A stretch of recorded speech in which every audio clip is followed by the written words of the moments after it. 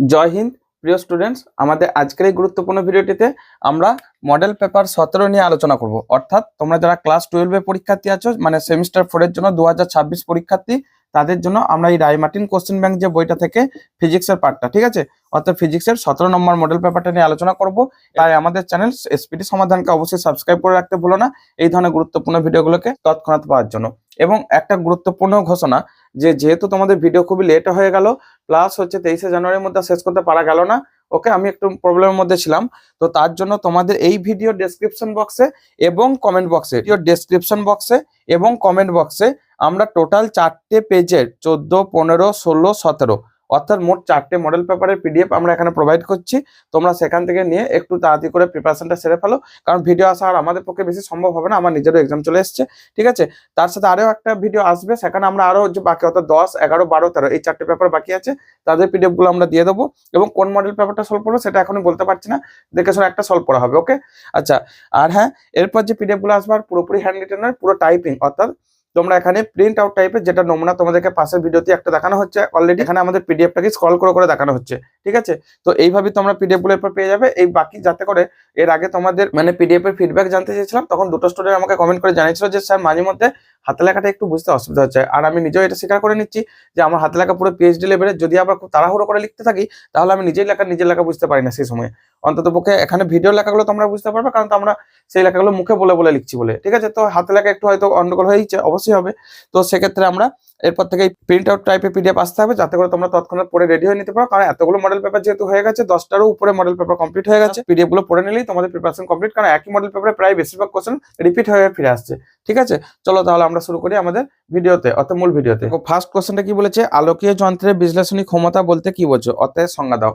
সহজেই বলতে গেলে যে একটি আলোকীয় যন্ত্রের পাশাপাশি রাখা দুটো বিন্দু, অর্থাৎ যত ন্যূনতম ডিস্টেন্সে রাখা দুটো বিন্দুকে সহজে সেপারেট করে দেখাতে পারে, সেটাই তার আলোকীয় যন্ত্রের বিশ্লেষণী ক্ষমতা। যত বেশি বিশ্লেষণী ক্ষমতা হবে তত বেশি তার মানে সূক্ষ্মতা তত ভালো হবে, সে সূক্ষ্মভাবে সেটাকে আলাদা করতে পারবে দুটো বিন্দুকে, ঠিক আছে। আচ্ছা, দ্বিতীয় কোশ্চেনে কি বলেছে, এগুলো খুব সুন্দর করে পিডিএফ লেখা আছে। নেক্সট দ্বিতীয় কোশ্চেনে কি বলেছে, নিরবিচ্ছিন্ন বর্ণালী একটি উদাহরণ দাও। একের বি অ্যান্সার হয়ে গেল, অর্থাৎ একের এ বললাম, একের বি হচ্ছে সৌর বর্ণালী, ওকে, অর্থাৎ সূর্যের যে বর্ণালী, সৌর বর্ণালী, ঠিক আছে। নেক্সট তৃতীয় কোশ্চেনটা কি দিয়েছে, মানে একের অথবা লেন্সের একটি মাত্র মুখ্য ফোকাস কিন্তু এক বা একাধিক গৌণ ফোকাস, কারণ কি, অর্থাৎ লেন্সের এটা একের অথবা, ঠিক আছে। তো এটা ধরো একটা লেন্স, ঠিক আছে, এখানে যে সমস্ত রশ্মিগুলো প্রধান অক্ষের সমান্তরাল ভাবে এসে পৌঁছাবে, তারা ধরো এটা হচ্ছে মুখ্য ফোকাস, ওকে। তো সেক্ষেত্রে তারা প্রধান অক্ষের উপর ওই বিন্দুতেই গিয়ে মিট করবে, মানে এই ফোকাসটা তখন হচ্ছে মুখ্য ফোকাস একটা।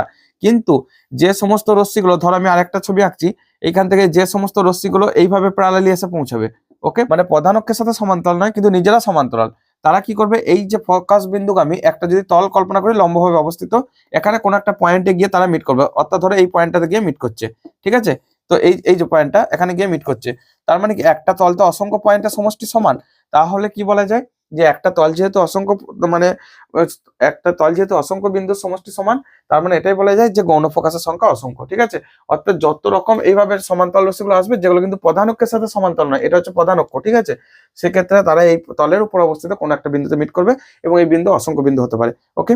তার জন্য গৌণ ফোকাস অনেকগুলো কিন্তু মুখ্য ফোকাস একটা। দুইয়ের কোশ্চেনে দেখো, একক রেখাছিদ্র অপবর্তন পরীক্ষায় রেখাছিদ্রটির উন্মেষ 3 মিলিমিটার, যদি রেখাছিদ্রের উপর 620 ন্যানোমিটার তরঙ্গ দৈর্ঘ্যে একবর্ণী আলো লম্বভাবে আপতিত হয়, তবে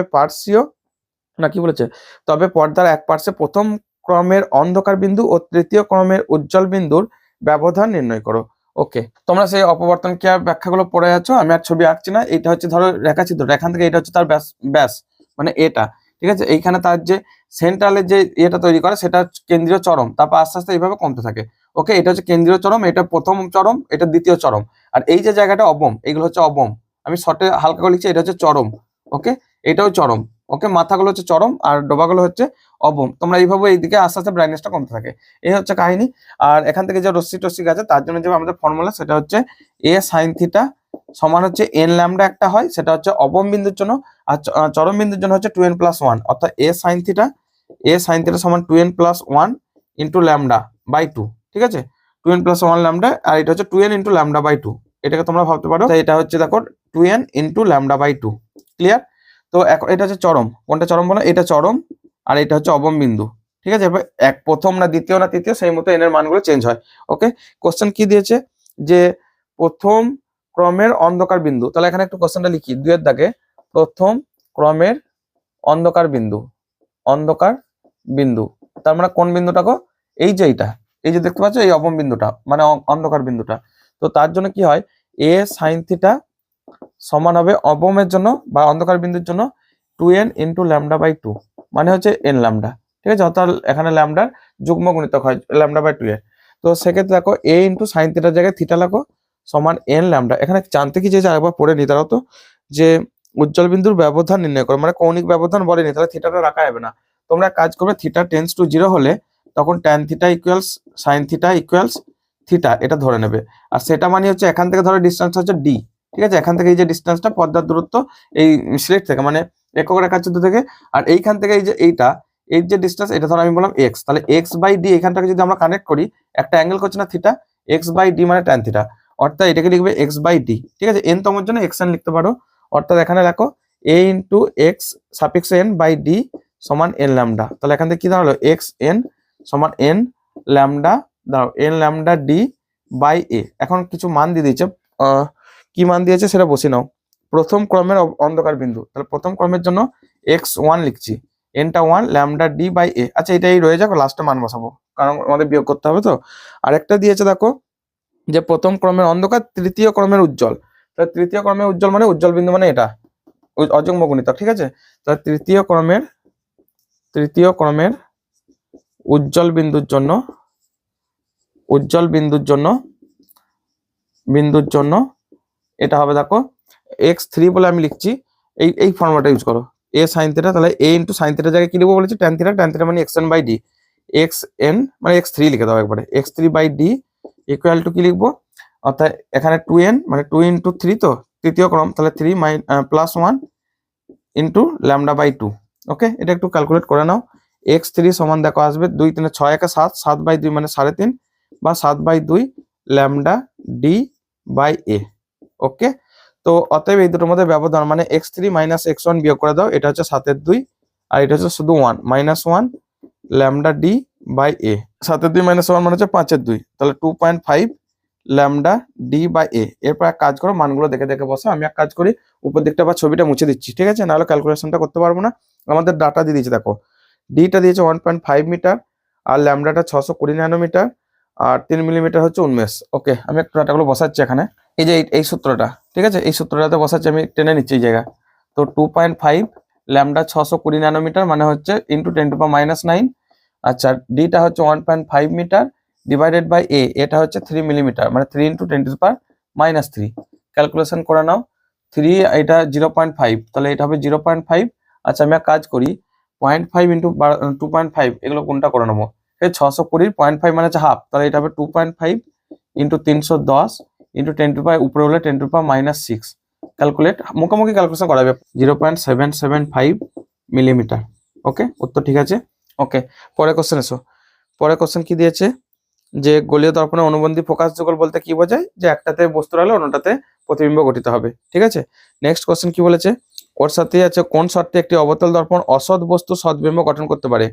অসৎ বস্তুর সদ্বিম্ব এর মানে হচ্ছে, দেখো আমি একটু ছবিটা এঁকে বোঝাই, অবতল দর্পণ বলেছে, তাহলে এক্ষেত্রে দেখো এটা হচ্ছে অবতল দর্পণ।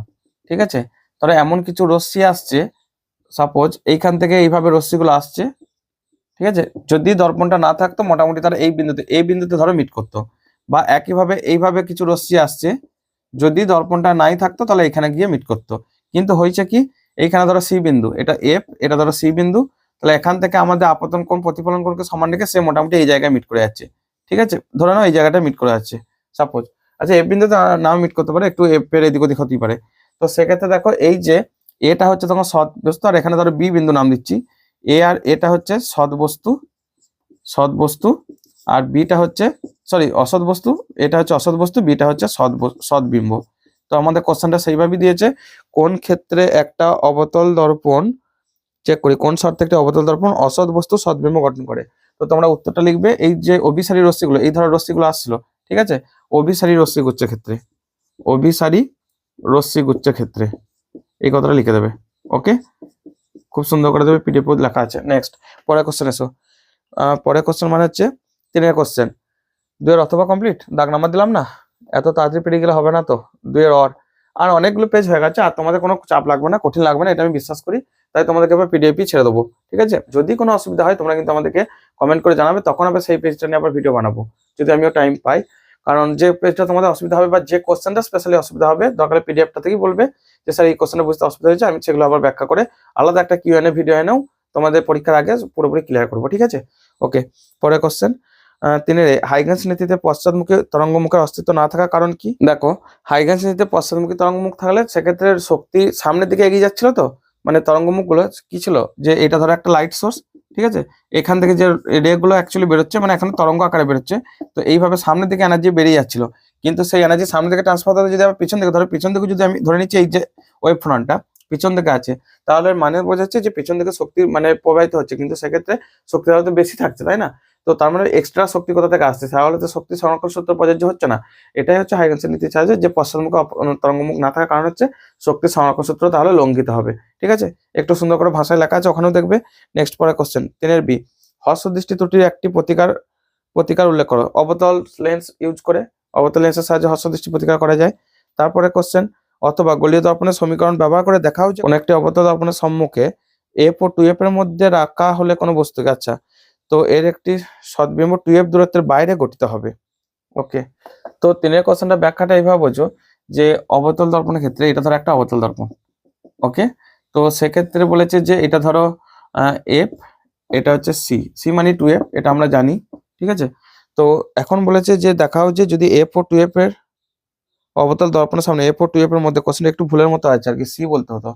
তো যাই হোক, এফ ও 2F এর মধ্যে রাখা মানে তার প্রতিবিম্ব কথাই হয়, আমরা জানি এফ এর পরিপূরক হচ্ছে ইনফিনিটি, মানে এই দিকে যাবে বস্তুটা, আর সি এর পরিপূরক বা 2F এর পরিপূরক সি হয়, তার মানে ইনফিনিটি বা 2F এর মধ্যে হবে, অর্থাৎ এই জায়গাটা কোথাও একটা তৈরি হবে।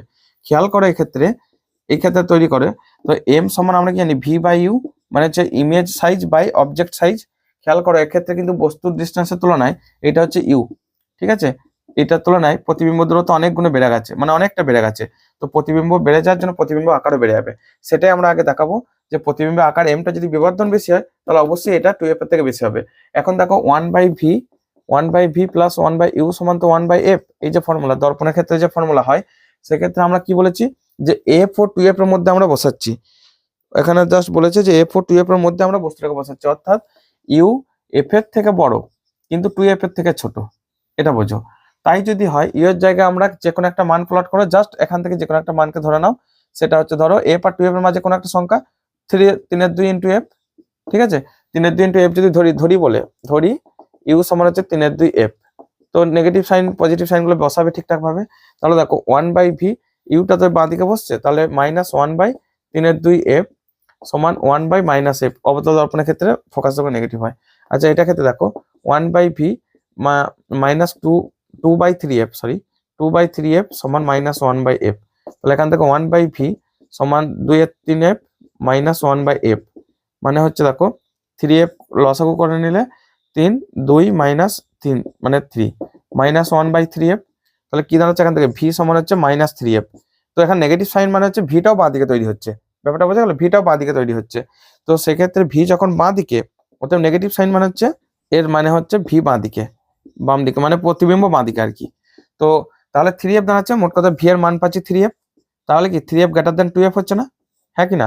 তো আমরা এর মাঝখানে যে কোনো একটা ধরে নিয়ে তারপর আমরা জেনারেল ভাবে প্রমাণ করতে পারি, এটা আমার মনে হয় বেস্ট হবে। আরেকটা প্রমাণ করা যায় জেনারেল ভাবে, যে কোনো মান না ধরেও, ঠিক আছে? এখান থেকে ওই যে একটু আগে দেখলাম বিবর্ধনের মানটা, এই যে বিবর্ধনের মানটা এইটা ধরেও করা যায়, কিন্তু আমার ক্ষেত্রে মনে হলো যে এটা তোমাদের জন্য বেটার হবে, তাই এটাই করালাম। অর্থাৎ তুমি একটা এফ আর 2F এর মাঝে যে কোনো একটা মান ধরে করবে, সেটা বেটার হবে, ঠিক আছে? পরেরটা, আইনস্টাইনের আলোকতড়িৎ সমীকরণ লেখো, ব্যবহৃত চিহ্নগুলি উল্লেখ করো।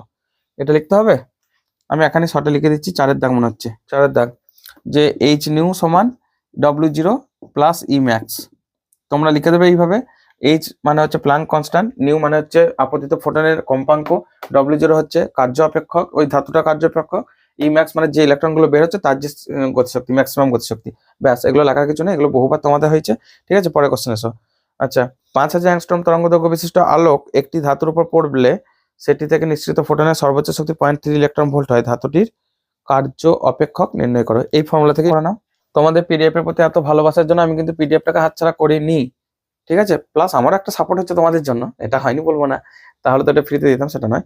তো এখন ব্যাপারটা হচ্ছে যে পিডিএফ গুলোতে তোমাদের যে পরিমাণ নেসেসিটি বুঝতে পারছি, মানে যে পরিমাণ প্রয়োজনীয়তা বুঝতে পারছি, দেখলাম যে পিডিএফ বানাতে অতটা টাইম লাগছে না, কিন্তু ভিডিও বানাতে আমার টাইম লাগছে, হয়তো ভিডিও আসতেও টাইম লাগবে। তো এই মুহূর্তে আমার এখন আর হাতে টাইম খুবই কম। তারপর হ্যাঁ, পরের সেমিস্টারের জন্য যারা 11 থেকে 12 উঠছে তাদের জন্য তো আবার নতুন করে খাটানি শুরু হবে, তখন আছি অবশ্যই, কিন্তু এই মুহূর্তে আমাকে নিজেকে টাইম দিতেই হবে, না হলে বাবা আমি কোন দিকে হারিয়ে যাবো তার কোনো ঠিক নেই। ঠিক আছে, তো আমাকে এখন এই মুহূর্তে দরকার, তোমরা পরের কোশ্চেনে চলে এসো। 5000 অ্যাংস্ট্রম তরঙ্গ দৈর্ঘ্য বিশিষ্ট, তো কার্য অপেক্ষক বলেছে, তাহলে এইচ নিউ সমান W0 প্লাস ই ম্যাক্স। ঠিক আছে, তো এখানে কিছু মান দিয়ে দিয়েছে, তোমরা বসিয়ে নিতে পারো। ই ম্যাক্স এর মান দিয়ে দিয়েছে, দেখো ই ম্যাক্স সমান হচ্ছে 0.3 ইলেকট্রন ভোল্ট না কত একটা দিয়েছে, চেক করে নিচ্ছে, 0.3 ইলেকট্রন ভোল্ট, আর এটা দিচ্ছে 5000 অ্যাংস্ট্রম, তাহলে 0.3 যখন ইলেকট্রন ভোল্ট, তো এক কাজ করে ই ম্যাক্সটাকে ইলেকট্রন ভোল্টে রেখে দাও, আর এইচ নিউটা বার করে নিচ্ছে ইলেকট্রন ভোল্টে। এইচ নিউ মানে সিএইচ বাই ল্যামডা, সি মানে 3 × 10⁻8, ঠিক আছে, এইচ মানে 6.63 × 10⁻−34 ডিভাইডেড বাই ল্যামডাটা হচ্ছে 5000, তাহলে 5000 × 10⁻⁻, অ্যাংস্ট্রম, তো 10। এক কাজ করি, ভাগটা করেই নি, 5 দিয়ে ভাগ তো করা যায়, 10 আর 18, 18 - 16, তাহলে এটা হবে 3 × 6.63, এটা সহজে কোনটা মুখস্থ রাখবে, 19.89 × 10⁻8 - 26 - 16, ঠিক আছে, বাই 3 মানে 10⁻⁹ আর কি, 19 করে নিলাম। একেও এক কাজ করে 1.6 10⁻⁻19 দিয়ে ভাগ করে নিলে ইলেকট্রন ভোল্ট সহজে চলে আসবে। ওকে, তো এটা কেটেই যাবে, তাহলে এটাকে তো ভাগ করাই যায়, 198.9 বাই 16, তাহলে ভাগ করলে কত আছে, 16 কে 16, দেখো মুখোমুখি করছি, ক্যালকুলেটার কোনো দরকারই নেই, 3 8 16 দুগুণে 32, ঠিক আছে, 16 দুগুণে 32, ভুল করছি না তো, 5 লিখতে ভুলে গেছি, তো 5000 জন্য 5টা, তাহলে কাজ করি, এটাকে মুখোমুখি ক্যালকুলেট করা যাবে তো, এত ইলেকট্রন ভোল্ট, তো এটা আসছে আমাদের দেখো 2.48 সমান W0 প্লাস এটা 0.3, ঠিক আছে, তাহলে এখান থেকে 2.48 - 0.3 ইকুয়ালস W0, তাহলে এখান থেকে W0 সমান হচ্ছে 2.18 ইভি। ঠিক আছে, উত্তর চলে আসছে, কোনো অসুবিধা নেই, ছোট অঙ্ক। ওকে, পরের কোশ্চেনটা দেখো, তো পরের কোশ্চেন কি বলেছে, যে কোনো ধাতু আলোক তড়িৎ ক্রিয়া দেখাবে কিনা তা আপতিত আলোর কম্পাঙ্ক দ্বারা নির্ধারিত হয়, প্রাবল্য দ্বারা নয় কেন? প্রাবল্য মানে কি, একক, মানে তাদের যে প্রাবল্য মানে হচ্ছে একক ক্ষেত্রফলে একক সময়ে যে পরিমাণ এনার্জি রিলিজ করছে, তো সেই জন্য সেই এনার্জিটা যেমন বেশি থাকে তার জন্য ইলেকট্রন সংখ্যাটা বাড়ে, অর্থাৎ কি পরিমাণ বেশি বেশি ইলেকট্রন বেরোবে না বেরোবে সেটা প্রাবল্য দ্বারা নির্ধারিত হয়, কিন্তু সেটা কি পরিমাণ বেরোবে, মোট কথা বেরোলে তারপর কি পরিমাণ বেরোবে, বেরোনোর কাজটা কিন্তু এ করছে না, বোঝা যাচ্ছে কথাটা, কিন্তু ইলেকট্রন বেরোবে কি না বেরোবে সেটা ডিপেন্ড করবে কিন্তু কম্পাঙ্কের উপর, সেটা শক্তি অর্থাৎ এইচ নিউ শক্তি আকারে নির্গত হবে, তো যে কারণে কম্পাঙ্ক হচ্ছে জাস্ট ইলেকট্রনটা বার করবে, সেটাই আসল কথা, কিন্তু কতগুলো বেরোবে সেটা কিন্তু প্রাবল্য দ্বারা নির্ধারিত হবে। ওকে, পরে কোশ্চেন এসো, তরঙ্গ অপেক্ষক কি, এর গুরুত্ব লেখো, খুব সুন্দর করে দেখো, এটা আমি পিডিএফ এ লিখেছি, এখানে অতটা বলছি যে যেমন ধরো ল্যামডা, আমরা কি জানি তরঙ্গ অপেক্ষক, এটা কত কোশ্চেনটা, তো 4-এর অথবা ছিল, ওকে, দাগ নম্বরটা ভুল ছিল, 4-এর অর ছিল, এটা 5-এরটা, 5-এর একটা বলে দিলাম, আর 5-এর দুটো তরঙ্গ অপেক্ষক, যেমন হচ্ছে ফ্রিকোয়েন্সি এফ, ল্যামডা তরঙ্গ দৈর্ঘ্য, আর নিউ কম্পাঙ্ক, এই সমস্ত জিনিসগুলো, তারপর হচ্ছে ধরো ভি আলোর তরঙ্গের বেগ, এই সমস্তগুলোকে বলা হয় তরঙ্গ অপেক্ষক, যেগুলো দ্বারা তরঙ্গে সুষ্ঠুভাবে কোন দিকে যাচ্ছে না যাচ্ছে, তার মান কত, তার প্রকৃতি কেমন, সবকিছু আমাদের জানা যায়, আরো ভালো করে পিডিএফ এ লেখা রয়েছে, খুব সুন্দর একটা কোশ্চেন, এটা এই প্রথমে এসছে কিন্তু। নেক্সট সেকশন বি ঢুকে যাও, 6-এর, আবারও বলা থাকছে যে ভিডিও এর পর আর একটি ভিডিও আসবে, যদি সময় পাই তবে আরো ভিডিও বানাবো, কিন্তু আমি আর মনে হয় না সময় পাবো, ঠিক আছে, জানুয়ারি মাসে আমার লাস্ট সময়, তো সেক্ষেত্রে তোমাদের সমস্ত কোশ্চেনগুলো এরপর পিডিএফ আকারে দিয়েছি, মানে 10-12টা অলরেডি ভিডিও আকারে দিয়েছি, বাকি যে কোশ্চেনগুলো রয়েছে সেগুলো কিন্তু পিডিএফ আকারে দিয়ে দিচ্ছি, এবং এই দুটো ভিডিও ডেসক্রিপশন বক্সে আরামসে তোমরা পিডিএফ পেয়ে যাবে, তো চিন্তা করো না, যদি তোমাদের বুঝতে অসুবিধা থাকে তবে কমেন্ট করবে, না হলে কিন্তু তোমরা রেডি হয় না, আর তোমাদের হাতে আর সময় নেই, দেখতে দেখতে সময় শেষ, সরস্বতী পুজো পেরিয়ে গেছে। ওকে, ওকে, পরে কোশ্চেন 6-এরটা, একটি বস্তু এবং একটি পর্দার মধ্যে একটি উত্তল লেন্স রাখা আছে, লেন্সের দুটি অবস্থানে পর্দার উপর দুটি সদ্বিম্ব গঠিত হয়েছে, যদি সদ্বিম্ব দুটির দৈর্ঘ্য L1 L2 হয়, বস্তুর দৈর্ঘ্য L হয়, প্রমাণ করে যে L = √L1 L2, বহুবার করানো হয়েছে, জাস্ট একটাই লেন্স, ঠিক আছে, এটা একটা পর্দা, এই একটা লেন্স, এই লেন্সটাকে একবার সরিয়ে এই জায়গাটায় আনা হয়েছে, ওকে, অর্থাৎ এটা ধরো L1 অবস্থান, এটা L2 অবস্থান, আর এইখানে একটা ধরো কোনো বস্তু রাখা আছে, ওকে, এটার অ্যাকচুয়াল দৈর্ঘ্যটা হচ্ছে L, তো এই বস্তুটার জন্য আমি যদি এখানে একটা লাইন ড্র করি, এইখানটা অর্থাৎ প্রথম অবস্থানের জন্য দেখো বস্তুর দূরত্বটা ছোট, প্রতিবিম্ব দূরত্ব বড়, তো প্রতিবিম্ব দূরত্ব বড় হলে আমরা জানি যে এই বস্তুটা বিবর্ধিত হয় বেশি, তাহলে এইটা ক্ষেত্রে যে এত বড় একটা প্রতিবিম্ব তৈরি হচ্ছে তার দৈর্ঘ্য হচ্ছে L1, ক্লিয়ার, আর এই যে দ্বিতীয়টার জন্য, দ্বিতীয় অবস্থানের জন্য এটা ক্ষেত্রে দেখো বস্তু দূরত্ব বেশি, আমি একটু নাম দিয়ে দিই, এটা ধরো E1 ছিল, আর এখান থেকে এটা হচ্ছে V1 ছিল, ঠিক আছে, এখান থেকে এতটা। আর দ্বিতীয় অবস্থানের জন্য দেখো এইটা হচ্ছে u2, মানে বস্তু দূরত্ব এতটা, ওকে, প্রতিবিম্ব দূরত্ব এতটা, ঠিক আছে, তো এতটা। তো সেক্ষেত্রে দেখো প্রতিবিম্ব দূরত্ব ছোট হওয়ার জন্য প্রতিবিম্বটাও ছোট হয়ে যাবে। ধরো এটা হচ্ছে L2, মানে এখান থেকে এটাকে আমি একটু মোটা করে দিই, ঠিক আছে, এটা হচ্ছে L2 সাইজ, এইটুকু সাইজের প্রতিবিম্ব। আর প্রথম অবস্থানের জন্য এখান থেকে এতটা বড় সাইজের প্রতিবিম্ব, তাদের আকৃতিগুলো দেখিয়ে দিয়েছি। দেখাতে হবে আমাদেরকে L equals root L1 L2। তো এক্ষেত্রে একবার একটা জিনিস দেখে নাও যে E1 প্লাস এখান থেকে এটা V1, টোটালটা হচ্ছে D মানে হচ্ছে এখান থেকে এটা পর্দার দূরত্ব, ঠিক আছে, পর্দার থেকে বস্তুর দূরত্ব, এটা হচ্ছে টোটালটা হচ্ছে D। অর্থাৎ D মানে আমরা লিখতে পারি E1 প্লাস V1, মানে হচ্ছে U2 প্লাস V2, মানে হচ্ছে লেন্সকে যেখানেই সরাই না কেন equal to U plus V বলে আমরা লিখছি। অর্থাৎ V সমান লিখবো D মাইনাস U1, এই কথাটা মনে রাখবে, ওকে, বা D মাইনাস U এই আকারে লিখবো। আর 2 নম্বর কেস হচ্ছে যে এটার ক্ষেত্রে আরেকটা কথা হচ্ছে যে যখন এটা হয় তোমরা আরেকটা প্রমাণ লিখে রাখবে, U1 সমান V2 আর U2 সমান V1, এটা একটা শর্ত। আর D গ্রেটার দেন 4F, এটাও একটা শর্ত। এই প্রমাণগুলো কিন্তু তোমাদের পরীক্ষায় মাঝে মাঝে দিয়ে দেয়, ঠিক আছে। এই দুটো তথ্য পাশে লিখে দেবে যে এইভাবে সদ্বিম্ব গঠন করা শর্ত, এখানে লিখে আছে শর্ত, ঠিক আছে, তাহলে তোমরা বুঝতে পারবে। এরপর আমরা শুরু করি। তো দেখো এই প্রথমটা ক্ষেত্রে যে বিবর্ধন, এটা কত দাগে কোশ্চেন, 6 দাগের। তো প্রথমটা ক্ষেত্রে বিবর্ধন মানে হচ্ছে এইটার জন্য। তো সেক্ষেত্রে M1 সমান হচ্ছে প্রথম অবস্থানের জন্য বিবর্ধন, অত ভাষা লিখছি না, শুনে নাও শুধু।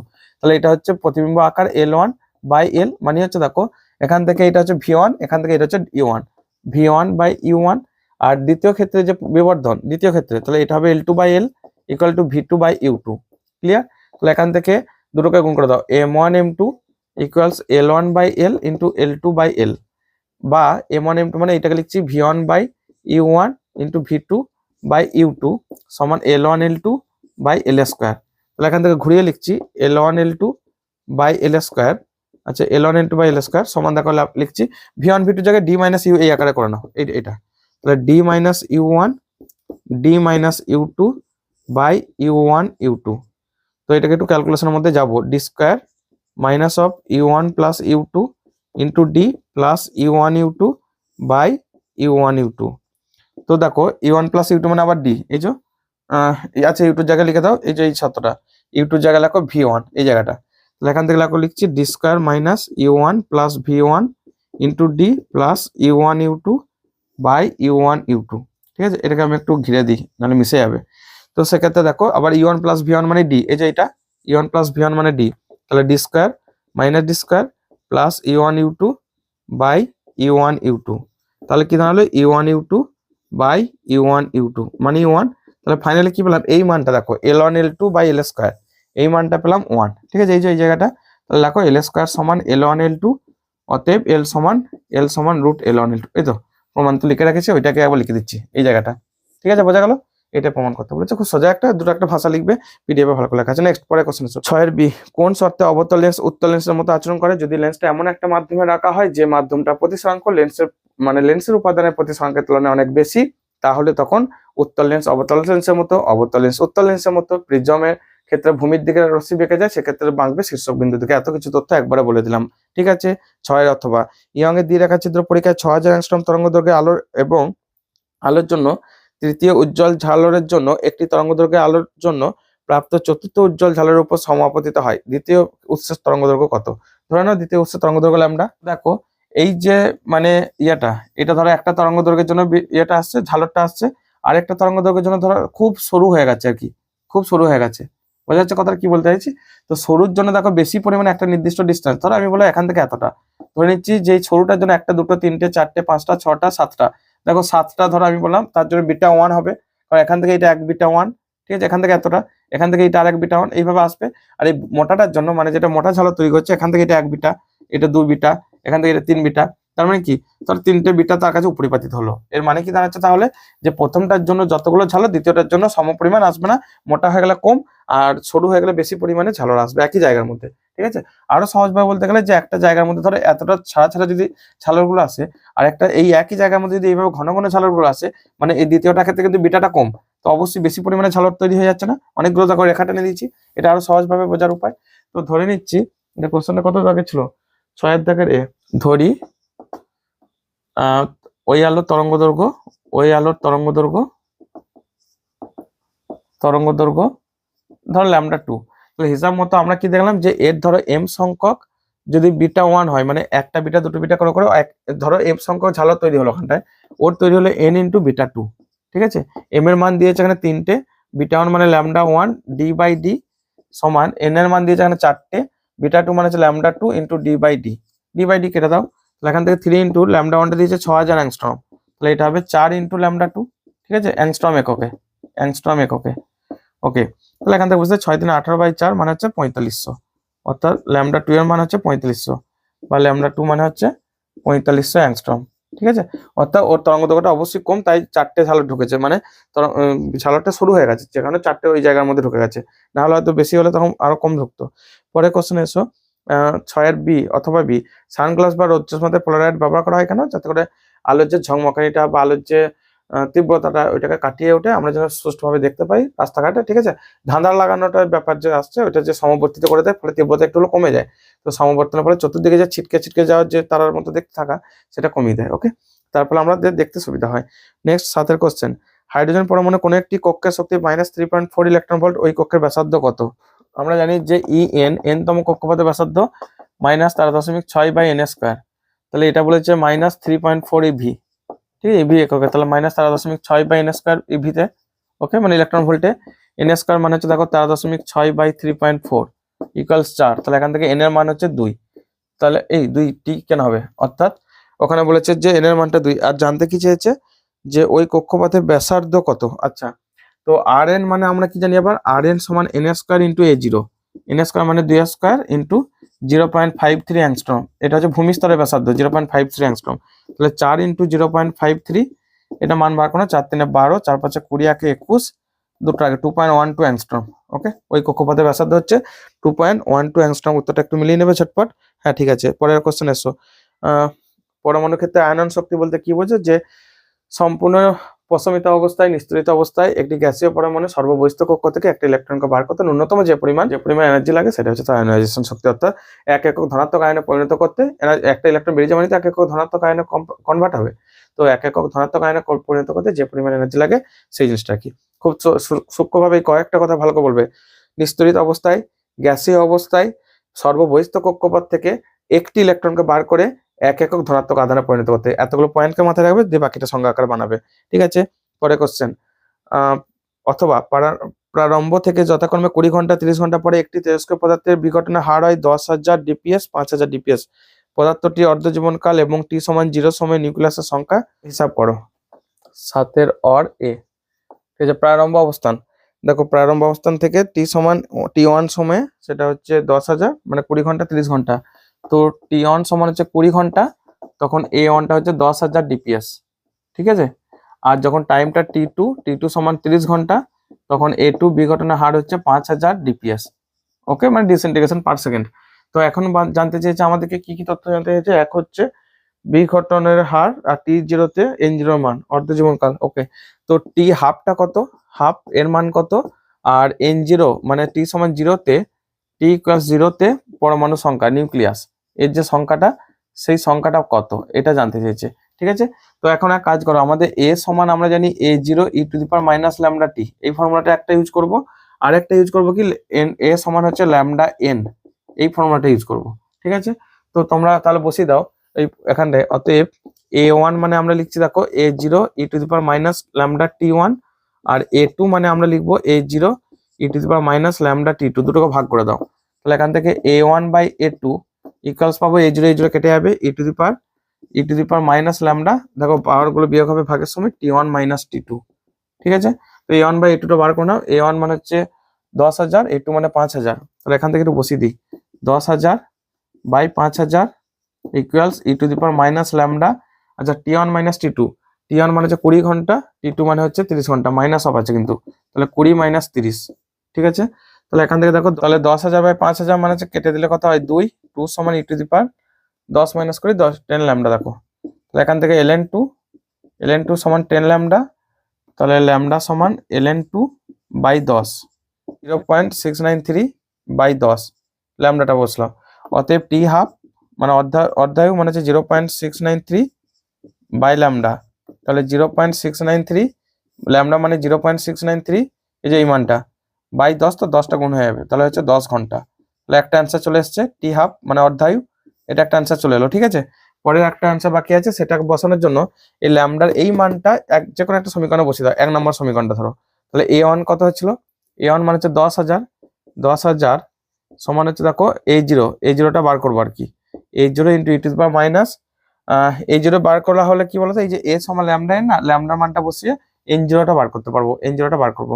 তো E to the power minus 0.693 by lambda, আচ্ছা ল্যামডার মান কত বসাচ্ছি 0.693 বাই 10 ইন্টু T1 মানে হচ্ছে তোমার 20 ঘন্টা, তাহলে 20, এই মানটা কাটি করে দাও 2 হবে।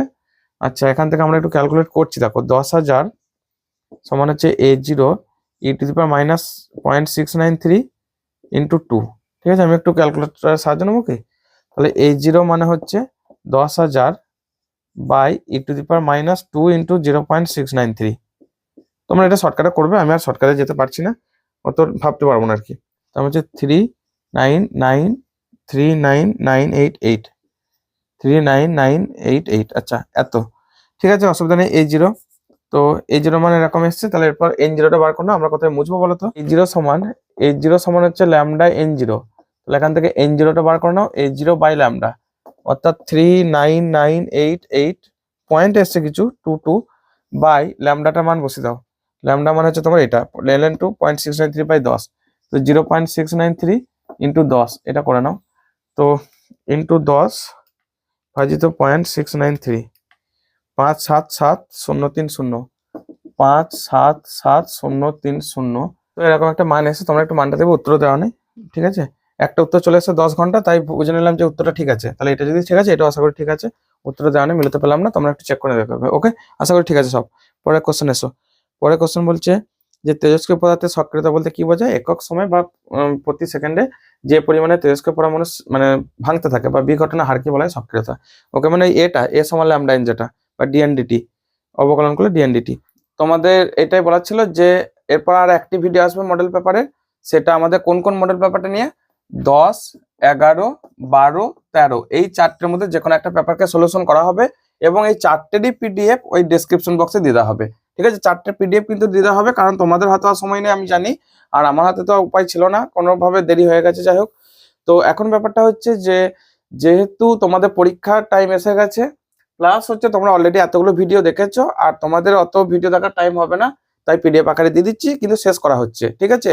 আর একইভাবে আজকের এই ভিডিওটাতে তোমরা আগেই বলেছি, এই যে 17 নম্বর মডেল পেপারে এখানে তোমরা অলরেডি 14, 15, 16, 17 এতগুলো PDF পাবে, শুধুমাত্র নেই কোনটা 18 নম্বর মডেল পেপারটা মনে হয় PDF নেই সম্ভবত, কারণ ওইটাতে আমি বানাবার চেষ্টা করেছিলাম, টাইম পাইনি তখন, আর দিয়ে তার আগে ভিডিওটা দিতে হয়েছিল আর কি।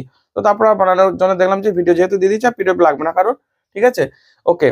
আর প্রথমবার তোমাদের জন্য হ্যান্ড রিটেন নেই, বা টাইপিং প্রিন্ট আউট টাইপের প্রথমবার PDF বানানো, তো একটু ভুল হয়তো কোথাও হতে পারে, ভুল ত্রুটি থাকতে পারে প্রথমবারের জন্য, তো চেষ্টা করছি যতগুলো সম্ভব সলিউশন করার।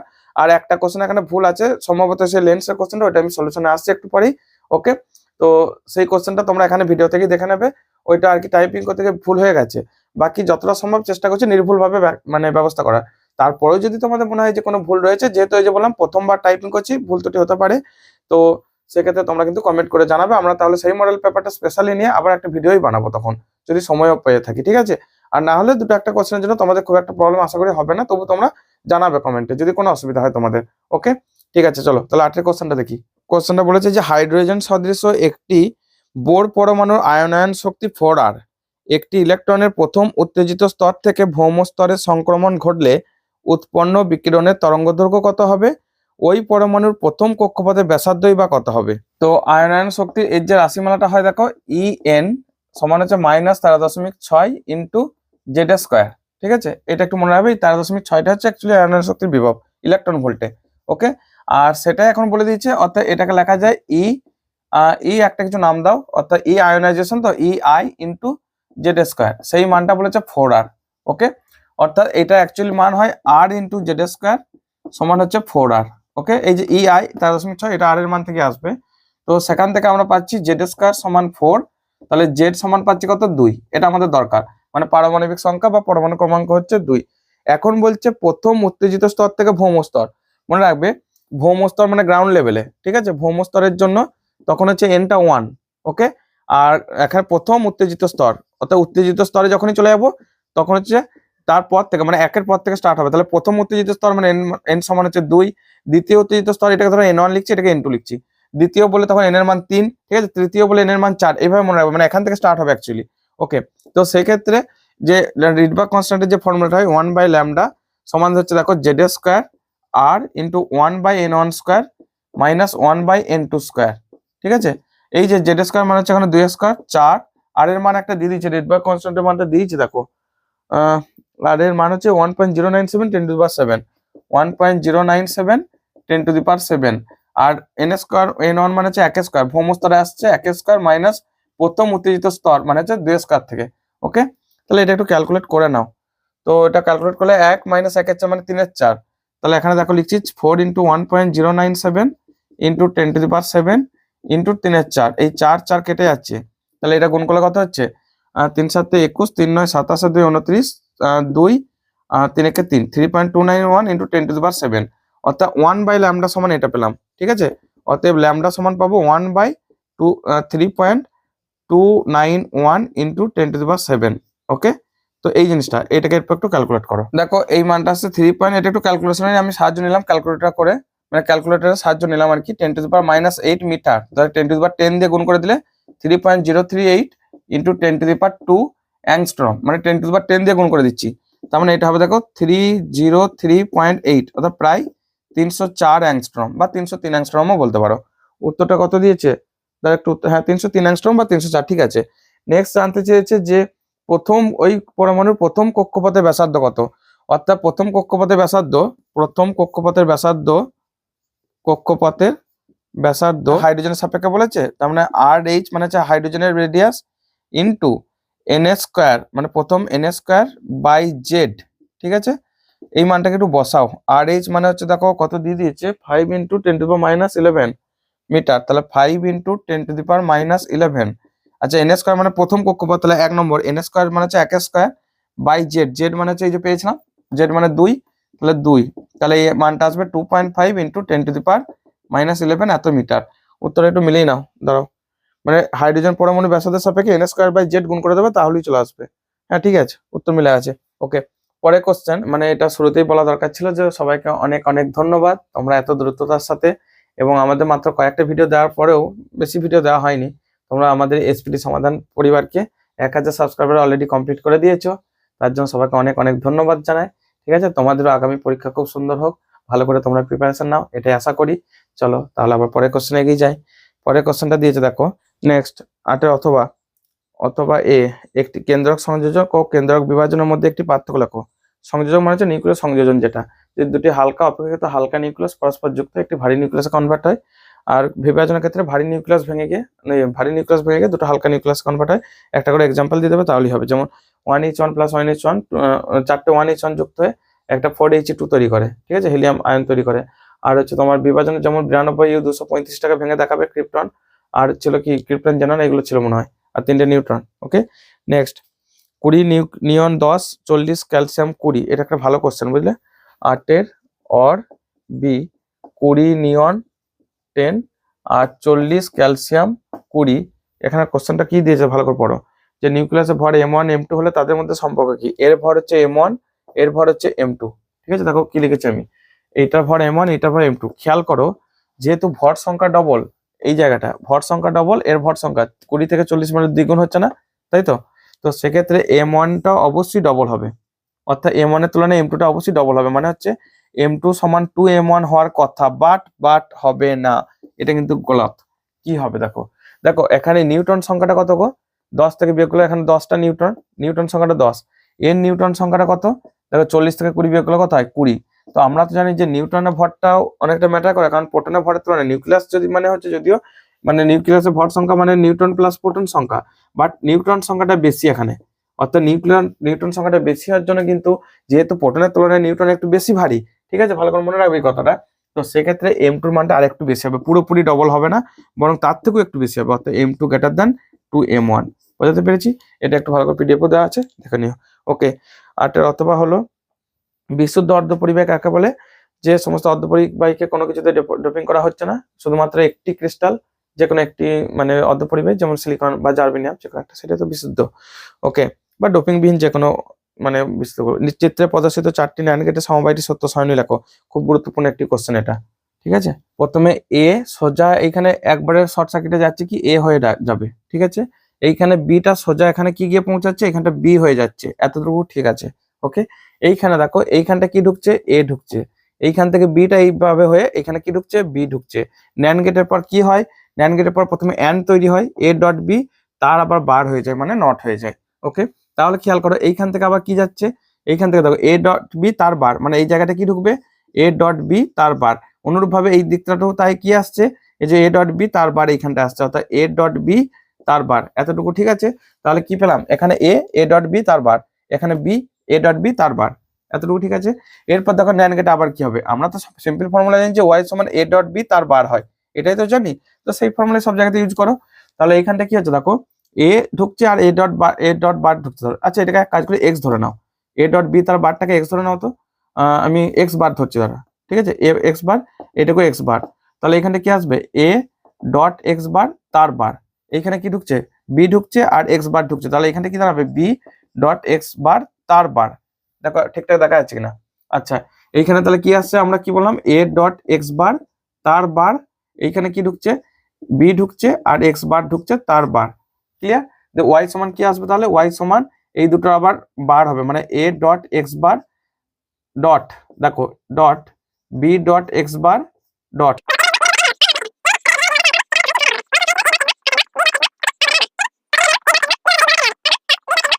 পরেরটা মেন হচ্ছে আমাদের সার্কিটটা বুঝবে, এই জায়গাটা কিন্তু বোঝা, যেখানটা আমি এখানটা বললাম দরকার হলে ভিডিওটা একবার ব্যাক করে পজ করে ফের একবার এখানটা চালিয়ে নাও, ঠিক আছে, এটা খেয়াল রাখবে। পরের কোশ্চেন, আচ্ছা পরের কোশ্চেন হচ্ছে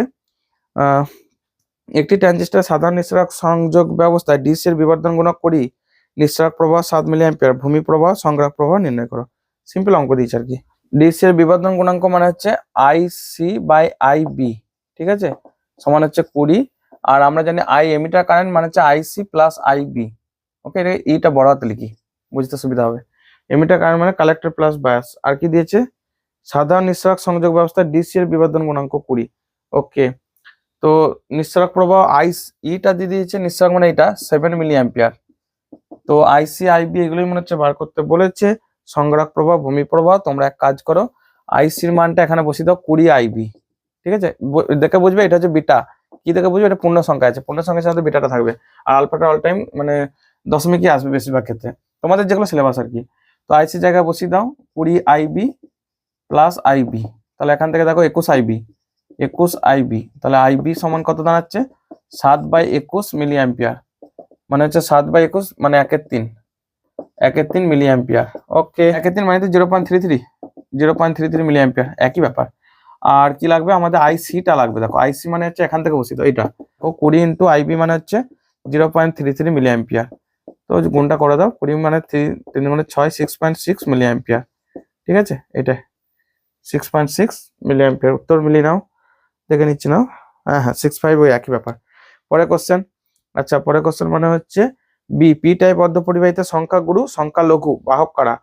পি টাইপ বলেছে, দেখো পি টাইপে, এটা বি এর কোশ্চেনটা, পি টাইপে সবসময় মনে রাখবে সংখ্যা গুরু হচ্ছে হোল, ঠিক আছে, আর লঘুটা হচ্ছে সংখ্যা লঘু হচ্ছে ইলেকট্রন, ঠিক আছে, ইলেকট্রন। ওকে ওকে, ওই বুঝে নাও। পরেরটা, আচ্ছা অ্যাম্প্লিটিউড মডুলেশনের তরঙ্গের একটি পরিষ্কার তরঙ্গচিত্র অঙ্কন করো। এটা পিডিএফ এর ছবিটা দিতে ভুলে গেছি, মনে পড়লো, তো ছবিটা একবার দেখিয়ে দিচ্ছি, বইয়ে তো তোমাদের আছে, ঠিক আছে, জাস্ট সিম্পল ভাবে একবার এঁকে দিচ্ছি। ওটা ছবিটা অ্যাটাচ করতে আমি ভুলে গেছি আর কি, খেয়াল থাকেনি, তোমরা দেখে নেবে, যারা ভিডিওটা তো পাচ্ছই, ভিডিওর সাথে পিডিএফটা পেয়ে যাচ্ছে, কোনো অসুবিধা হবে না। তো পরের যে পিডিএফ গুলো দেওয়া থাকবে, মানে ওই ভিডিওর সাথে আরো 3টে পিডিএফ দেওয়া থাকে, তাদেরকে অবশ্যই আমি আরো কেয়ারফুল থাকবো, যাতে করে কোনো ভুল ত্রুটি যতটা সম্ভব না আসে, কারণ তো ওইগুলোর ভিডিও আসবে না। ওকে, তো অ্যাম্প্লিটিউড মডুলেশন একটা তরঙ্গচিত্র, আচ্ছা মানে অ্যাম্প্লিটিউড মানে কি, অ্যাম্প্লিটিউডটাই চেঞ্জ হবে। এটা কত দেখবো, 10-এর দাগ চলে এসেছি, দেখতে খেয়াল করিনি তো, 10-এর চলে এসেছি, বুঝতে পারিনি এতক্ষণ। তো এটা হচ্ছে ক্যারিয়ার ওয়েভটা ফ্রিকোয়েন্সি সব থেকে হাই, ঠিক আছে, তাই একে একটু ঘন রাখবে, মানে এইভাবে ওয়েভগুলোকে টানবে এইভাবে। ওকে, আর বাহক সিগন্যালটা হচ্ছে এটা, এটাকে ধরবে সিগন্যাল বা মানে তথ্য। ওকে, এটা হচ্ছে বাহক তরঙ্গ, এইভাবে শর্টে একটু লিখবে। এই দুটো যখন মডুলেট করবে, মানে মডুলেশনের মাধ্যমে যখন চাপাবো, তখন এই জায়গাটা খুব ভালো করে কেয়ারফুলি আঁকবে। এই যে এই তরঙ্গটার জন্য আপ ডাউনটা, তাহলে এইখানে তো আপ ডাউনটা আগে ঠিক করে নেবে। ওকে, এইখানেও তাই।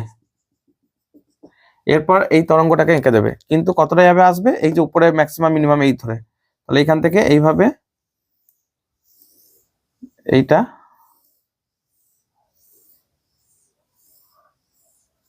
এই জিনিসটা, এটা amplitude modulator wave, am wave.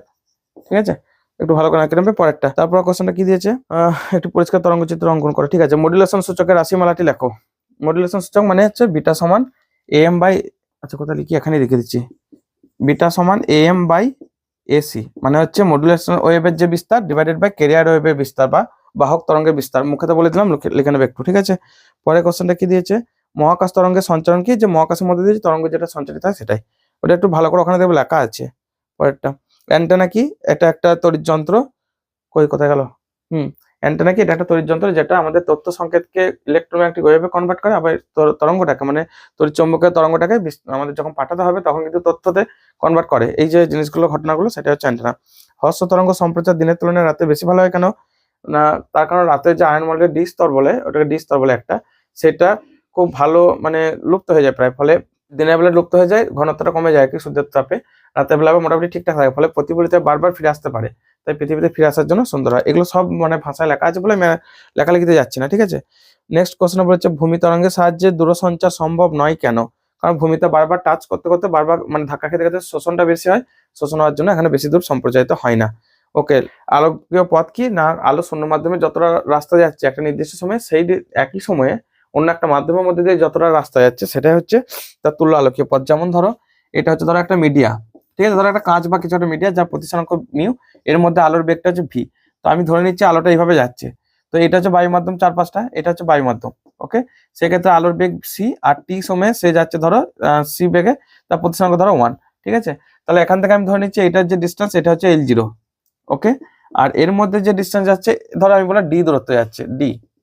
ঠিক আছে, এখান থেকে এতটা যাচ্ছে ডি, যদি এটা L0টা বেশি বড় দেখানো উচিত আমি এটা কাটিয়ে দিই, কারণ কোনো মাধ্যমের মধ্যে আলোর বেগ কমে যায় ফলে দূরত্ব এমনি কমে যাবে।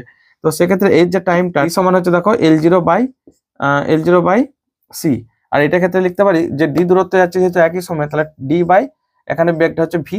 তো দুটো টাইম কিন্তু একই, ওই সময়ই কথাটা বলা থাকবে। তো L0 বাই সি সমান ডি বাই ভি, তাহলে এখান থেকে L0 সমান c by v into d, c by v মানে আবার মিউ, তাহলে L0 সমান হচ্ছে মিউ ইন্টু ডি। ঠিক আছে, এই যে তথ্যটা, তো অর্থাৎ ওই শূন্য মাধ্যমে যতটা রাস্তা আছে তার যে তুল্য আলোকীয় পথ সেটা হচ্ছে মিউ ইন্টু ডি, মানে ওর মানে ওই রাস্তাটা গুণফলের সাথে প্রতিসরাঙ্কের গুণফল সমান, এটাই বলা হয় আর কি। অর্থাৎ ওই মাধ্যমটা যতটা রাস্তা যাচ্ছে বা ওই সময় যতটা ডিস্টেন্স আছে তার প্রতিসরাঙ্ক গণিত ওইটা। ওকে, পরেরটা, এর রাশিমালাটি প্রতিষ্ঠা করে করে দিলাম একবারে সহজ উদাহরণ, এটাকে একটু শ্যাডেড করে দেবে এই ছবিটা। ঠিক আছে, 11 এ হলো 11 বি, আলোর বিচ্ছুরণের কারণ ব্যাখ্যা করো। আলোর বিচ্ছুরণের মেন কারণটা হচ্ছে, আমি এখানে শর্টে বলে যাচ্ছি, আলোর বেগ মানে মাধ্যম অনুযায়ী তখন আলাদা হয়ে যায়। সাদা আলো শূন্য মাধ্যমে সব আলোগুলো একসাথে চলে, কিন্তু একটা মাধ্যমে ঢুকে যাওয়ার পর প্রত্যেকটা বেগ আলাদা। অনেকটা তোমরা এইভাবে ভাবো যে যখন আমাদের স্পোর্টসে খেলা হয় বা ধরো যখন আর্মি বা পুলিশের মাঠ হয়, তখন দেখবে একসাথে সবাইকে মানে অনেকটা একসাথে দলবদ্ধভাবে ছেড়ে দেওয়া হয়। তো এরপর যখন তারা ছুটতে শুরু করে তাদের বেগ অনুযায়ী তারা একা একা আলাদা হতে থাকে, তাই না? অর্থাৎ কে ফার্স্ট হবে কে সেকেন্ড হবে, সেই মতো যার স্পিড বেশি সে আগে যাবে। তেমনি লাল নীল বেগুনি যে বর্ণগুলো আছে, যার স্পিড বেশি, যেমন ধরো লাল বর্ণর স্পিডটা বেশি, তাই সে আগে পৌঁছে যায়, সে আলাদা হয়ে ঢুকে যায়, বর্ণালী তৈরি করে আলাদা, তারপর বেগুনি নীল আকাশি যেগুলো যা সব থাকে সেই মতো। অর্থাৎ মেন হচ্ছে তরঙ্গ দৈর্ঘ্য, 2 হচ্ছে বেগ, 3 হচ্ছে প্রতিসরাঙ্ক, এই কথাগুলো লিখবে। পরের কোশ্চেন, ওকে, একটি উত্তল দর্পণে একটি বস্তুর 1/n গুণ আকারে প্রতিবিম্ব গঠিত হয়, দর্পণের বক্রতা ব্যাসার্ধ r হলে বস্তু দূরত্ব কত? ওকে, বিভব ধনটা এমটা বলেছে 1/n। ঠিক আছে, তো এখান থেকে v বাই ইউ এটাকে বসিয়ে নাও 1/n, তাহলে এখান থেকে v সমান লিখতে পারি u/n। ওকে, আর ইউটাকে নেগেটিভ ধরে নেবো, তা দর্পণ বলেছে তাই তো, দাও দেখে নিই একবার। হ্যাঁ, উত্তল দর্পণ, তাহলে উত্তল দর্পণের ক্ষেত্রে বস্তু দূরত্ব দেখো, এটা যদি উত্তল দর্পণ হয়, ওকে, এই উত্তল দর্পণের জন্য কি হয়, এইদিকে বস্তু থাকে মানে কি ইউটা নেগেটিভ, আর এই দিকে প্রতিবিম্ব তৈরি করে, ভিটা তার মানে পজিটিভ। ওকে, তো সেইভাবে আমরা বসাবো 1/v, দর্পণের ফর্মুলা 1/u, উত্তল দর্পণের ফোকাস পজিটিভ, তাহলে সেই মানগুলো বসাতে থাকো। 1/v, v মানে হচ্ছে u/n প্লাস 1/u-টাকে নেগেটিভ ধরো সমান 1/f। ঠিক আছে, তাহলে n/u মাইনাস 1/u সমান 1/f, তাহলে n-1/u, আচ্ছা f এর জায়গায় লিখেছে r, তাহলে r/2 হবে, এটা f এর জায়গায় r/2 বসে দাও, তাহলে এখান থেকে কি জানতে চাইছে বস্তু দূরত্ব? আচ্ছা ইউ তারা বসিয়ে দিই n-1 by you, n-1 by you সমান হচ্ছে দেখো 2/r।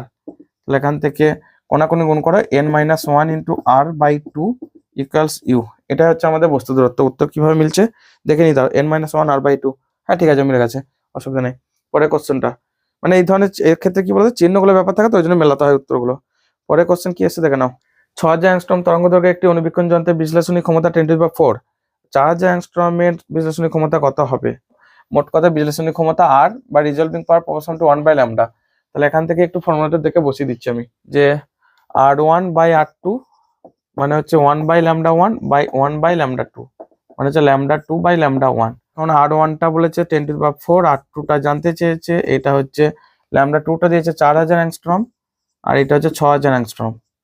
তাহলে এখান থেকে একটু r2 টা বার করে নাও, কোনাকুনি গুণ করো 10⁴ ইন্টু 6000 বাই 4000, 10⁴ ইন্টু এটা হবে 3/2 মানে 1.5, ঠিক আছে 1.5।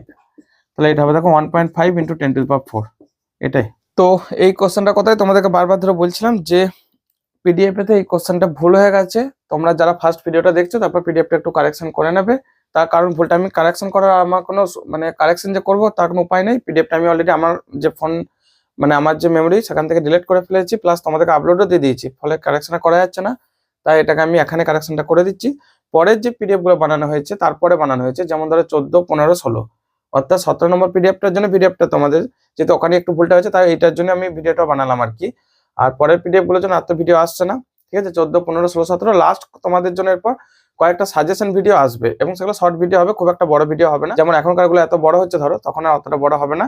তার জন্য চ্যানেলটাকে সাবস্ক্রাইব করে রাখো, ঠিক আছে। এবং সেটা কবে আসবে সেটা আমি বলতে পারবো না, তবে চেষ্টা করবো যত তাড়াতাড়ি সম্ভব পরীক্ষার বেশ কিছু আগেই দিয়ে দেওয়ার। ওকে, তো দেখো কোশ্চেনটা ভালো করে পড়ো। কোশ্চেনটা বলেছে যে চিত্র অনুযায়ী +10 সেমি, -10 সেমি, +30 সেমি ফোকাস দৈর্ঘ্যের 3টে লেন্স রাখা আছে। Very good. সমাক্ষীয়ভাবে সমবায় কর্তৃক গঠিত চূড়ান্ত প্রতিবিম্বের অবস্থান নির্ণয় করো। তো ওখানে শর্টকাটে কি যে একটা লিখে দিয়েছি তাড়াহুড়ো করে, আমারও মাথা হয়তো তখন কাজ করেনি বা হয়তো টাইপিং এর প্রবলেম হয়েছে, ঠিক আছে। তো এক কাজ করি, আমি শুরু করছি এইভাবে। দেখো প্রথম লেন্সটার জন্য এই f1, f2, f3 যেগুলো লিখেছে না, প্রথম, দ্বিতীয়, তৃতীয়, এই যে লেন্সগুলোর জন্য, তাহলে প্রথম লেন্সের জন্য আমি এখন আচ্ছা আরেকটা কথা, এটা যদি বোর্ডে না কুলোয় যেহেতু বড় অঙ্ক একটা, তো আমি মুছে দেবো, তোমরা কিন্তু ভালো করে ধ্যান দিয়ে দেখতে থাকো। প্রথম লেন্সের জন্য দেখো এখানে কিন্তু বুঝবে অঙ্কটা, তাহলেই হয়ে যাবে। ফার্স্ট দেখো u1 টা কত হচ্ছে, মানে প্রথম লেন্সের জন্য আমি বস্তু দূরত্বটা u1 লিখছি 30 সেমি। তাহলে u1 মানে হচ্ছে -30 সেমি, কারণ বাঁ দিকে আছে, লেন্সের বাঁ দিকে, ফোকাস কত +10 সেমি। তাহলে f1 সমান হচ্ছে 10 সেমি, মানে প্লাস ধরবো কিন্তু, ঠিক আছে, এটা উত্তল লেন্স, উভয় উত্তল, তো প্লাস ধরবো। তাহলে 1/v1 - 1/u1 সমান 1/f1, সব 1 দিয়ে ডিনোট করছি বলতে লেন্সটা যে মানে এটা প্রথম লেন্স, তার জন্য সবাইকে 1 দিয়ে ডিনোট করছি। মান বসিয়ে দাও, 1/v1 বার করবো, মাইনাস u1 টা -30 সমান 1/10। ওকে, তাহলে এখান থেকে 1/v1 প্লাস 31, তাহলে ওইদিকে গেলে 1/10 মাইনাস 31, তার মানে হচ্ছে 3/30 মাইনাস 31, ঠিক আছে। অর্থাৎ 1/v1 মানে হচ্ছে 2/30 মানে হচ্ছে 1/15। তাহলে এখান থেকে কি দাঁড়াচ্ছে, v1 সমান হচ্ছে +15 সেন্টিমিটার। এটা আগে বুঝে নাও।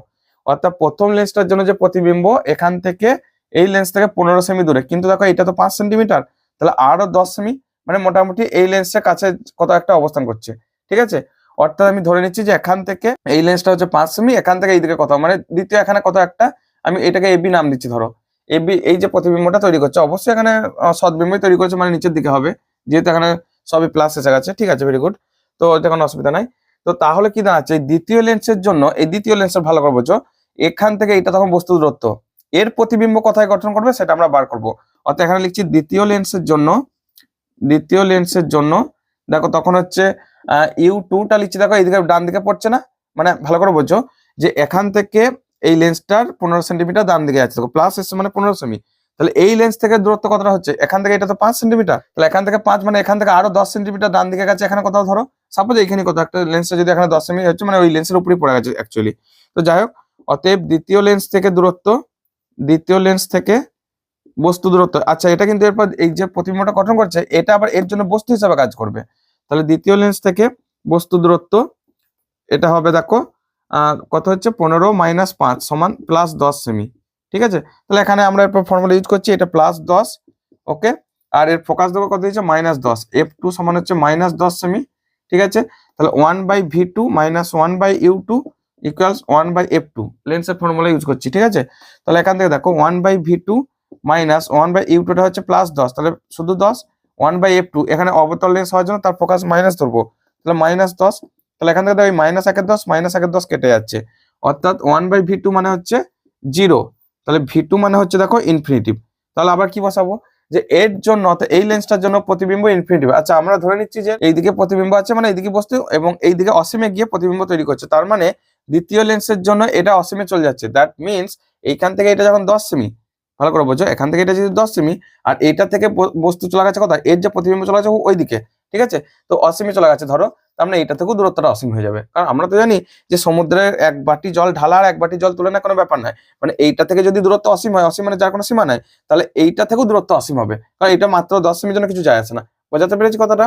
ওকে, তাহলে তৃতীয় লেন্সের জন্য এরপর আমরা বার করব, তখন এর যে বস্তু দূরত্ব ধরবো ইনফিনিটিভ, আর প্রতিবিম্ব দূরত্ব বার করব, ফোকাস দৈর্ঘ্য 30 দেওয়া আছে।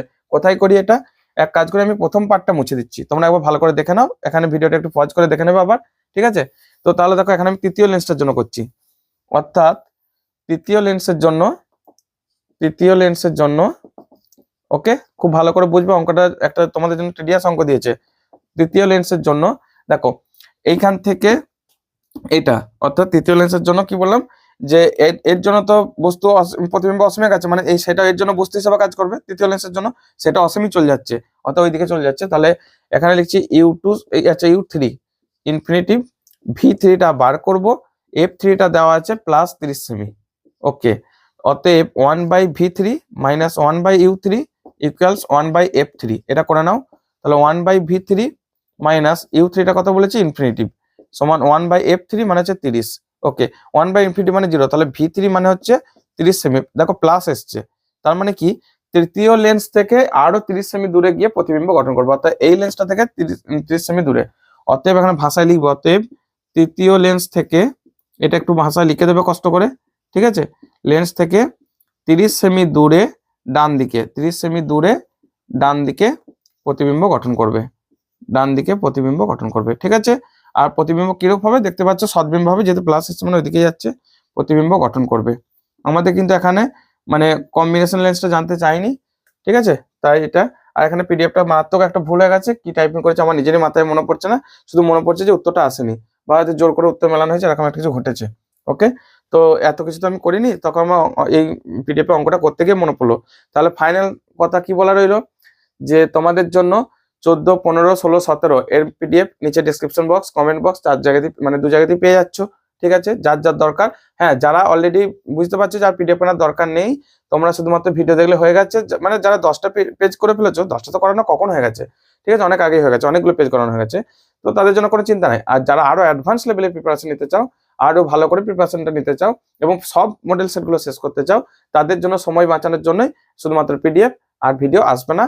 এরপর ভিডিও আর একটি আসবে, বললাম যে 10, 11, 12, 13 এই 4টে মডেল পেপার নিয়ে যে কোনো একটি ভিডিও আসবে, যে চেষ্টা করব যেটা পিডিএফ এ ভুল ত্রুটি যদি বেশি হয় বা কোনো বেশি জটিল সমস্যা থাকে, যেগুলো কঠিন অঙ্ক টঙ্ক ধরো থাকবে বা কঠিন কোশ্চেন থাকবে, সেই পেজটাকে ধরা, ঠিক আছে। তো সেইভাবেই চেষ্টা করি, বাকিগুলো সব পিডিএফ আকারে চলে আসবে, ওকে। এবং ওই ভিডিওরও ডেসক্রিপশন বক্সে 10, 11, 12, 13 এই 4টের পিডিএফ থাকবে। অনেকবার একটা কথা আমি কিন্তু রিপিট করলাম বারবার তোমাদের কানে ঢোকানোর জন্য, তো ভেবো না যে স্যার প্রচুর এক কথা বারবার বলে, যাই হোক খারাপ ভেবো না, ঠিক আছে। আর ফিজিক্স পড়াতে গেলে তো অনেক সময় এক কথা বারবার বলতেই হয়, যে একটা জিনিস বোঝাতে গেলে স্টুডেন্টরা বুঝতে পারছে কি না পারছে, বা তাদের মাথায় ঠিকঠাক গাঁথ হলো কিনা, সে তো আমাকে যদি উত্তর নাও করে বা যদি আমাকে রিপ্লাই নাও দেয় যে স্যার এটা বুঝতে পারলাম না, হয়তো অনেক সময় স্টুডেন্টরা নিজেরাই ভয়ে চুপচাপ বসে থাকে, উত্তর করে না। তো আমাকে সেটা ভাবতে হচ্ছে যে আমি যদি স্টুডেন্ট হই, ওই জায়গাটা যদি আমি থাকি, আমি কি বুঝতে পারছি জিনিসটা, তো তখন আমি বারবার একটা জায়গায়, একবার জায়গায় দুবার, দুবার জায়গায় তিনবার, এবং হয়তো অন্য প্রসেসও আবার বোঝানোর চেষ্টা করি, এই জন্য হয়তো বেশি কথা বলা হয় যায়। দেখো সায়েন্সের টিচার থেকে একটু বকতে হয় বেশি, ঠিক আছে। তবে সব টিচার সমানে, আমার একজন ছিল গুরুদেব, মানে বার্ডওয়ান ইউনিভার্সিটিতে, তন্ময় ব্যানার্জি সম্ভবত নাম, টিবি স্যার বলে আমরা ডাকতাম, আমি তাকে আজও স্যালুট করি, বুঝলে। যারা বার্ডওয়ান ইউনিভার্সিটি যাবে আগামী দিনে বা পরিচয় থাকলে দেখতে পাবে, মানে আমি তার অনুকরণ করা অনেক কিছুতে চেষ্টা করেছি, বাট সবকিছুতে পারিনি। বিশেষ করে তার যে একটা গাম্ভীর্য ভাব এবং বোঝানোর স্টাইল, এটা আমার কাছে একটা সেরা ছিল। আরো একজন আমার টিচার, যাকে আমি গুরুদেব বলে সারা জীবন সসম্মানে রাখতে বাধ্য, সে হচ্ছে এসসিডি স্যার, কামারপুকুর কলেজ, যেখানে আমি পড়তাম আর কি, কামারপুকুর কলেজে, হুগলি জেলা, রামকৃষ্ণ জন্মস্থান, তোমরা অনেকে হয়তো বেড়াতে এসেছো জানবে। তো সেখানে এসসিডি স্যার, মানে সুবোধ চন্দ্র ধবল, ওনাকে আমি গুরুদেব বলে প্রণাম করি। তো আমার যে কোনো বিপদে আপদে যখন যা কিছু প্রবলেম হয়েছে আমি ওনাকে স্মরণ করি, তার কথাবার্তা, তার উক্তি, তার বাণী, এগুলিকে আমি ফলো করতাম যে বাহ, এগুলি তার একটা সব থেকে সেরা কথা, যেটা তোমাদেরও আগামী দিনে কাজে লাগবে। একটা কথা বলেছে যে তুমি যদি কোনো অন্যায় না করে থাকো, তোমার শরীরে যতক্ষণ লাস্ট রক্তবিন্দুটা থাকবে বা তোমার শরীরে যতক্ষণ নিঃশ্বাস বইবে, কোনোভাবে মাতানো হবে না। কথাটা বোঝাতে পারলাম? যে তুমি যদি সত্যি কোনো অন্যায় যদি না করে থাকো, কোনোভাবেই তুমি মাথা নোয়াবে না, যা কিছু ঘটে যাক না কেন, জীবন চলে যাক, মৃত্যু হয়ে যাক, কোনো চাপ নাই, কিন্তু তুমি মাথা নত করবে না। এটা একটা দারুণ বাণী, এটা এবং এটা মেনে চলার আমি বিরাট চেষ্টা করি, যে কারণে বহু কিছু প্রবলেমে পড়েও কিন্তু আমি সামলে নিতে পেরেছি। এটা আমার জন্য একটা বিরাট মানে কি বলবো, ঈশ্বর প্রদত্ত জিনিস। তাই বলা হয় যে টিচারদের কাছ থেকে তোমরা যে উপদেশগুলো পাবে না, অবশ্যই তোমাদের জন্য কাজ লাগবে। আর হ্যাঁ, এইখানে তো আমি ইউটিউব চ্যানেলের ভিডিও দিচ্ছি, সামনাসামনি তো আর বলছি না, সামনাসামনিও বলি আমি আমার স্টুডেন্টদেরকে এই কথাগুলো, যে ফ্রি অফ কস্ট। এখানে কোনো মানে ফ্রিতে অ্যাডভাইস দিচ্ছি, তোমাদের এক প্রকার ভাবতেই পারো, ভেবো না যে স্যার অতিরিক্ত জ্ঞান দিচ্ছে। যারা নিতে পারবে, আগামী দিনে যারা অনুধাবন করবে, তারা বিরাট জায়গায় পৌঁছাবে। আর যারা পছন্দ হবে না, তাদের জন্য নো প্রবলেম, ঠিক আছে, তুমি তোমার মতো চলো। ওকে, ট্রানজিস্টর সবসময় নিঃসরক ভূমি সংযোগ সম্মুখ বায়াস ও সংগ্রাহক ভূমি সংযোগ বিপরীত বায়াসে রাখা হয় কেন? ইলেকট্রনগুলোকে আকর্ষণ করার জন্য, বা এনপিএন হলে ইলেকট্রন, পিএনপি হলে হোল, তাদেরকে আকর্ষণ করার জন্য, ট্রানজিস্টরকে অ্যাক্টিভ রাখার জন্য এই কাজটা করা হয়। ওকে, ট্রানজিস্টরের প্রভাব পরিবৃত্তি অনুপাত কি? প্রভাব পরিবৃত্তি লেখচিত্র অঙ্কন করো। IC/IB, এই যে অনুপাতটা, অর্থাৎ কালেক্টর কারেন্ট বা সংগ্রাহক কারেন্ট আর বেস কারেন্ট, এদের যে অনুপাত, এটাকে বলা হয় প্রভাব পরিবৃত্তি, মানে IC/IB। এটাকে বিটা দিয়ে ডিনোট করা হয়। তো এই যে গ্রাফটা, ঠিক আছে, এই গ্রাফটা এই দিকে হচ্ছে একটা স্ট্রেট লাইন, এটা হচ্ছে IC প্লট করা হবে, এইদিকে হচ্ছে IB। তো এদের অনুপাতটাকে বিটা, নতিটা হবে বিটা, ঠিক আছে। এটা হচ্ছে পরিবৃত্তি অনুপাতের যে লেখচিত্র। পরের কোশ্চেন কি দিয়েছে, যে বায়ুশূন্য ডায়োড ও বায়ুশূন্য ট্রায়োডের মধ্যে একটি পার্থক্য। ডায়োডের দুটো তড়িৎদ্বার থাকে, একটা হচ্ছে প্লেট আর একটা হচ্ছে ক্যাথোড। আর ট্রায়োডে তিনটা থাকে, একটা গ্রিড এক্সট্রা থাকে, ঠিক আছে, গ্রিডটা বাড়তি। আচ্ছা, তারপরে কোশ্চেন, অথবা ডি মর্গানের উপপাদ্যগুলি বিবৃত করো। যে ডি মর্গানের উপপাদ্যগুলো আমি মুখে বলছি, কত কোশ্চেন, 12 অথবা এ, নাকি 12 অর এ, যে a প্লাস বি তার bar equals a bar dot B bar, আর a ডট বি গোটাটা বার হলে ভেঙে গিয়ে a বার প্লাস বি বার।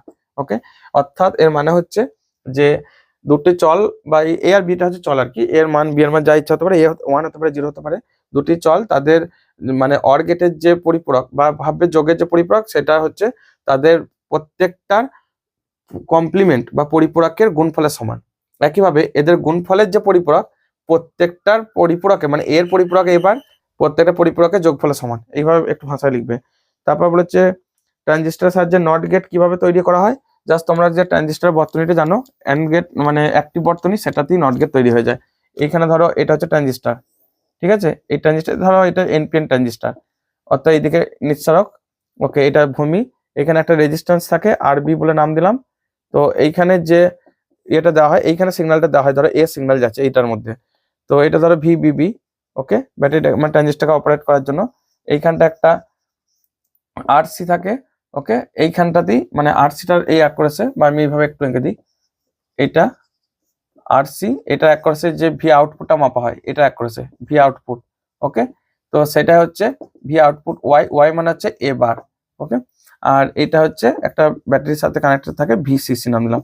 এটাই মানে সংক্ষেপে লিখতে গেলে এইভাবে এঁকে দেবে একটা, এটা এটা এটা। ওকে, তো এটা হচ্ছে এ যাচ্ছে, আর এখানে হচ্ছে এটাতে এখানে লিখে দেবে যে একটা রেজিস্ট্যান্সকে এঁকে দেবে। ওকে, তো এইটা হচ্ছে ওয়াই সমান এ বার, এটা লিখে দেবে, তাহলেই চলবে। ওকে, এটা কি আঁকলাম, লাস্ট ব্যাটারিটা তাহলে ইয়ে করতে হবে, মানে আর্থিং করতে হবে। পরেরটা লাস্ট কোশ্চেনের দিকে, প্রদত্ত বাইনারি যোগটি সম্পাদন করে সেটির দশমিক তুল্যমান নির্ণয় করো। আচ্ছা, আগে আমাদের সুবিধাতে এই দুটোকে যোগাড় করে না তো, 1 মিলে হচ্ছে 1 0, তাহলে 0 মাথায় 1 রইলো, ঠিক আছে, লাস্ট ওইটা তারপর বাকিগুলো যোগ করবো বোঝার সুবিধাতে। 1 মিলে হচ্ছে এখানে 1 নামলো, 1 মিলে আবার 1 0, হাতে এখানে 1 তুলে রাখলাম, 1 আর 0 মিলে 1 0 1। আচ্ছা, এই একটা যোগ হয়ে গেল রেজাল্ট। এরপর এখনো 4টে যোগ আছে, মানে স্টেপ বাই স্টেপ করছি, মানে যাতে ভুল না হয়। 1 1 0 1 1 1 0 1, এই যোগটার পর করো, তাহলে এটা হবে 1 1 আর 0 1 1 আর 0 1 1 1 1 0, হাতে 1, এই 0টার জন্য 1 1, এই একটা রেজাল্ট পেলাম, ঠিক আছে। ফাইনাল এটার সাথে আর একটা লাস্ট যোগ আছে, সেটা হচ্ছে 100 যোগ করো, এটার সাথে 100 যোগ। ওকে, তো দেখো 1 1 1 1 মিলে হচ্ছে 1 0, 0টার সাথে 1, এটা হচ্ছে 1 1, তাহলে 1 1 1 0 1 1। ওকে, এটাকে এবার ইয়ে করে দাও, মানে এটা কি বাইনারি আছে 1 2 3 4 5 6, তাহলে 1 × 2 to the power 5 plus 1 × 2 to the power 4 plus 1 × 2 to the power 3 plus 0 into 2 to the power 2 plus 1 into 2 to the power 1 1 into 2 to the power 5 মানে দেখো 32 16 8 0 2 1 যোগ করে দাও 16 32 48 8 56 আর 2 58 59। ঠিক আছে, উত্তরও ঠিক আছে 10। ঠিক আছে, এটা হচ্ছে আমাদের অ্যান্সার। এরপর কটা ভিডিও আসবে আমি বলতে পারবো না, তবে পিডিএফ গুলো সব চলে আসবে, তোমরা রেডি থাকো। আর চ্যানেল ভালো লাগলে অবশ্যই আমাদের সাবস্ক্রাইব করে রাখতে ভুলবে না পরবর্তী ভিডিওগুলো তৎক্ষণাৎ পাওয়ার জন্য। আর তোমার বন্ধুদেরকেও ভিডিওটি শেয়ার করে দিতে ভুলবে না, যাতে করে তোমাদের মতোই তারাও যেন একটু সাহায্য পায়। আর ভিডিও ভালো লাগলে একটু লাইক দিতে ভুলবে না, তাহলে তোমাদের পরের ভিডিওর জন্য আমরা আবার মানে মনস্থির করবো। ঠিক আছে, আর তোমার মতামত যে কোনো রকম মতামত আমাদের কমেন্ট করতে ভুলো না। দেখা হবে পরের ভিডিওতে। আর হ্যাঁ, এইটার পিডিএফ অর্থাৎ এই ভিডিওর পিডিএফ প্লাস আরো কয়েকটা পিডিএফ আমরা মানে হচ্ছে 14 15 16 17 এই 4টে মডেল পেপারের পিডিএফ এই ভিডিও ডেসক্রিপশনে তোমরা পেয়ে যাবে। যদি পিডিএফ এর মধ্যে কোনো ভুল ত্রুটি পেয়ে থাকো, ঠিক আছে, টাইপিং এর ক্ষেত্রে তো সবসময় মানে মন ঠিক থাকে না, যত সময় চেষ্টা করে যে নিখুঁত করা। যদি কোনো ভুল ত্রুটি থাকে সেটা অবশ্যই আমাদের কমেন্টে জানাবে যে স্যার এই কোশ্চেনটা বুঝতে পারিনি, বা এই কোশ্চেনটা মনে হচ্ছে ভুল আছে, বা এই কোশ্চেনটা আরেকবার বুঝিয়ে দিই, যা কিছু। ঠিক আছে, এটা আমাদের তরফ থেকে তোমাদের মানে প্রথম তো হ্যান্ড রাইটিং আর ছেড়ে দিয়েছি, প্রথম প্রিন্ট করছি, ধরো একটু তো ভুল ত্রুটি হতেই পারে। তো আমরা একদমই মানে এটা কনফার্ম করছি না যে ভুল ত্রুটি হবে না, সেটা নয়।